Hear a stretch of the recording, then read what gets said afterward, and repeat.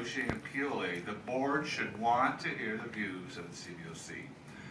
There does not appear to be an immediate need to go down this path with the bond program. As expenditures are now winding down with the current bond issue, for instance, there may be internal processes and record-keeping improvements that need to be made before you enter into negotiations, as PLAs can involve significant documentation and record-keeping requirements. A bit slower approach is warranted. The public needs to hear and discuss this issue in the forum, including that of the Bond Oversight Committee.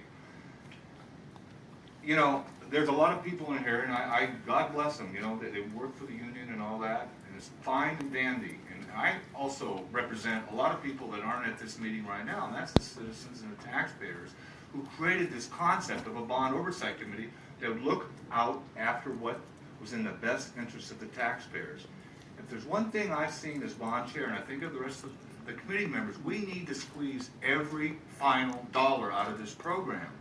Before we go forward with a PLA, we ought to really look back at what might it cost, might it not cost, before, and discuss amongst professional people. You got 9 of them, I told you on that meeting, including myself, who really want to have an open airing of this issue.